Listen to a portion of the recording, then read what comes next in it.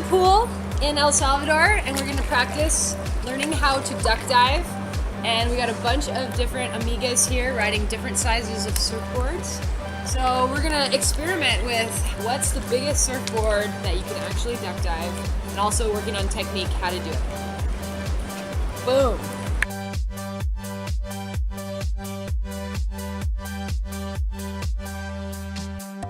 So the key to a good duck dive, number one, you need to have some speed. That's gonna make it easier. Number two, it's a timing thing, where you do it on the wave. And then it's also the physical aspect, where you put your foot on the back of the board. And that's, all of those things are gonna change a little bit based on the size of your surfboard.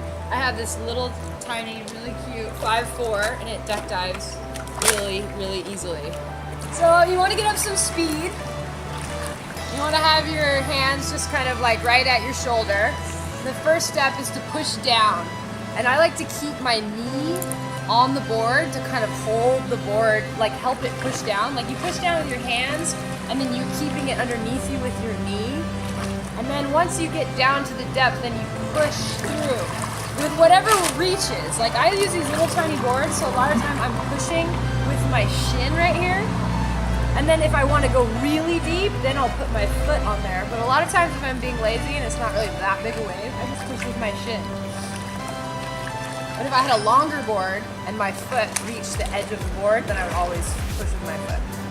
And then another thing that we've seen girls do that doesn't really work that well is they think they got to get the foot all up. So they go for their duck dive and they like spread the leg out, and then the board goes all like that. So to those girls, I tell them to keep your knees in the middle of the board and then get your foot on from there. So now that you got your body right, let's talk about timing. What you want to do is get some speed up and start your duck dive soon enough that you can get underwater before the wave hits you. You want to get underneath the whitewash so that it can go over you and then you come up on the other side. If you start the duck dive too late, the wave hits you before you have a chance to get deep enough. If the wave hasn't broken yet, if it's just cresting at the top, you can wait till the last minute and just kind of duck dive underneath the lip. But if you're dealing with whitewash, you gotta start a little bit sooner so you can get all the way underneath it. The whitewash passes over you and you come up on the other side.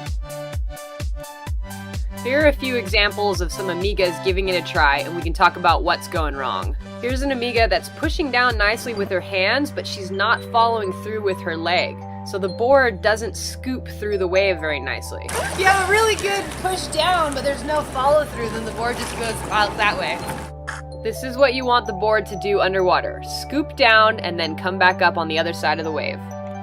This amiga is pushing down really nicely. She's scooping through with her leg, but her upper body's not getting down to the depth where the board is. So even though the board is deep, her body's not getting underneath the whitewash. Another thing that will help your duck dive be more awesome is keeping your eyes open. Probably not recommended if the water's super gross or if it's a little tiny whitewash on the inside with tons of sand.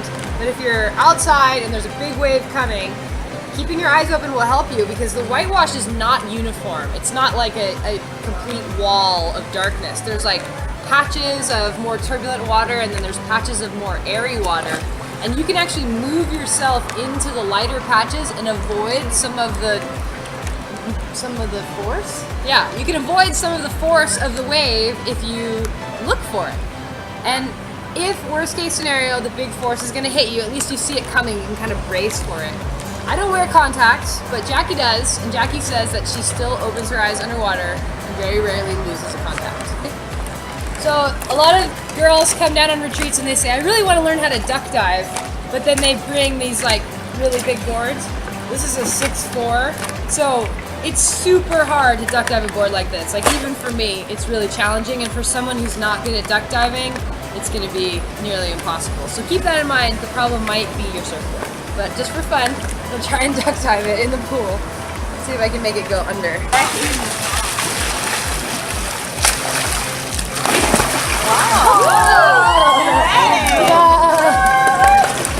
So what makes it more difficult? Is it that the width? It's just more buoyant. The length or the width? It's the volume of the board. Like a little tiny board that barely floats, you can duck dive super easy. But a big floaty board just by definition doesn't go underwater very well. So one thing you can do if you do have a big board and you really want to try to duck dive it, to get it underneath, you can scoop. Yeah.